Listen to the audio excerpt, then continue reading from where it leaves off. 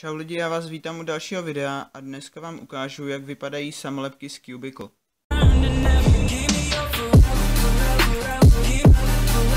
Ještě předtím, než vám ukážu, co bylo v tom balíčku, tak vám chci říct, proč si myslím, že na Cubicle mají ty nejlepší samolepky.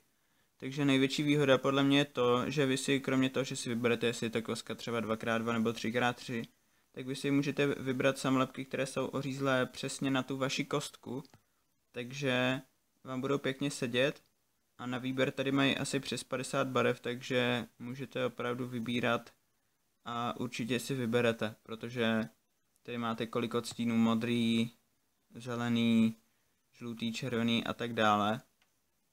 A ty samolepky stojí něco od $2,5, trošku výš, ono se to pohybuje různě podle toho, jestli jsou na 2x2 třeba nebo na 7x7 kostku, tak za zhruba asi $2,8 na tu sedmičku seženete ten set těch 6 barev. A nebo si můžete koupit ty jednotlivé barvy, ty stojí asi $0,5 nebo něco takového. Tady jsou samolepky, tady je účtenka a vizitka, ale já vám teďka ukážu, co je tady v tomhle pytlíku.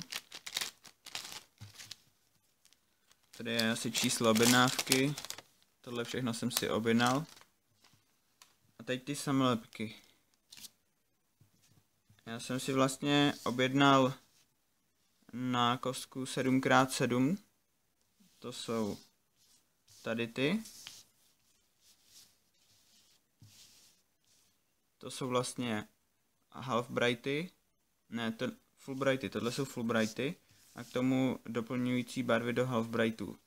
Jestli to nechápete, tak já vám vysvětlím, že full bright to znamená, že jsou všechny zářivé, to znamená, že tady je zářivá žlutá, fluorescentní, oranžová taky, červená taky, zelená, modrá taky pěkně světlá a zářivá, bílá to je vždycky stejná. To jsou full bright.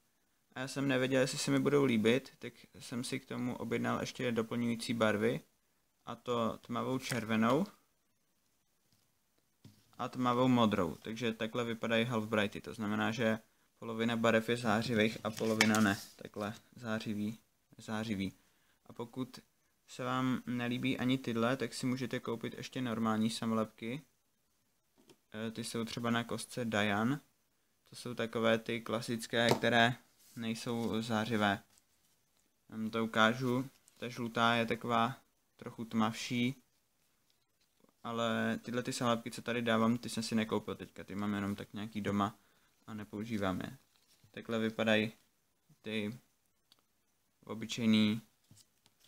A když si na Cubicle koupíte buď takhle ten set těch 6 samolepek, tak je to trošku zvýhodněný ta cena, než kdybyste si to kupovali po těch jednotlivých barvách. A pokud chcete mít levný poštovní asi do $2, tak si musíte koupit jenom samolepky, ale když si koupíte ještě něco jiného, tak je to docela drahý, což úplně nedoporučuji. Já jsem si vlastně koupil takhle dvě modrý, tohle je Deep Blue a tohle je Dark Blue, protože jsem nevěděl, která se mi ještě bude líbit, ale asi si tam nechám tu světlou a tu tmavou červenou jsem si koupil, protože nevím, jestli to bude dobře kontrastovat, tyhle dvě, protože ty half brighty, to jsou třeba na Volkovi, tam kontrastují fakt dobře. Teďka další samolepky, co jsem si koupil teda.